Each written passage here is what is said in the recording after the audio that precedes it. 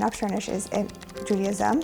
When a boy turns 3, we give him his first haircut. So for the first 3 years, we do not cut their hair, so his hair is not touched. This is only for boys. And when they turn 3 years old, we have an Upshernish, which is the Yiddish word for a haircut.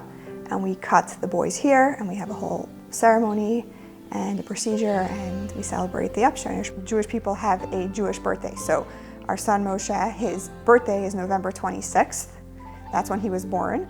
However, on the Jewish calendar, he was born on the 29th day of Cheshvan, which was this year, November 23rd. So we celebrated his Upshernish on November 23rd, which was his Hebrew birthday, the date of his Hebrew birthday. The ceremony can take place wherever you'd like.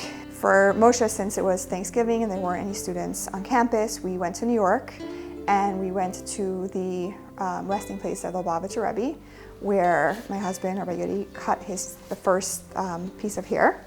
After we cut Moshe's hair, or the first snip of hair, it's a custom in Chabad to read a letter from the Lubavitcher Rebbe, and he would give them a blessing. So at Moshe's celebration, my father read a letter which he received personally from the Rebbe when my brother, who is now 38 years old, was turning 3. My father went and wrote a letter into the Rebbe, and the Rebbe responded with blessings of how important it is for a Jewish child when he's 3 to cut his hair, to be tedious with all of the mitzvot, like kissing his tzitzit and making blessings on his food and thanking God for his food and just wishing him health and happiness all the way up to the time that he gets married. And then after that, we had my parents were there, my mother-in-law and some friends. Whoever is attending the ceremony cuts a little bit of the hair, and then later on in the day, we take the child to the barber to get their hair cut. There's no specific place that you need to cut it. It's wherever you are, wherever you want to make the celebration, but it's cutting the hair, putting on the tzitzit, and wearing the kippah, which,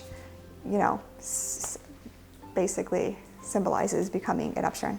So tzitzit are a 4-cornered garment with strings. The strings have lots of different knots, and they're a reminder, all the strings together with the knots are a reminder of the 613 commandments that a Jew is commanded to observe. And therefore, we wear it once we turn 3, and we're accepting upon ourselves to take the mitzvah, to do the mitzvah.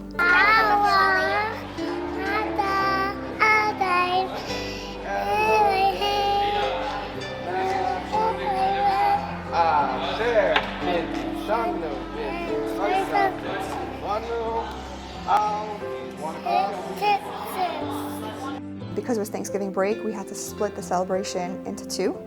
We had a party. Mosey likes to do, our son Moshe thinks he's a construction worker.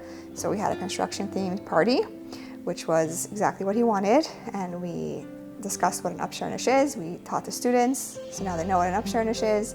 And we just got to celebrate, and he got to see his friends. The students play a big role in our life because we move out of it being in a Jewish community. So I grew up in New York, and my husband in Toronto, where all our friends and all our neighbors are exactly the same as we are. Our children look forward to hanging out with the students because those are their friends and those are their families, and they like teaching the students and they like learning things from the students, so it's just, the relationship is great.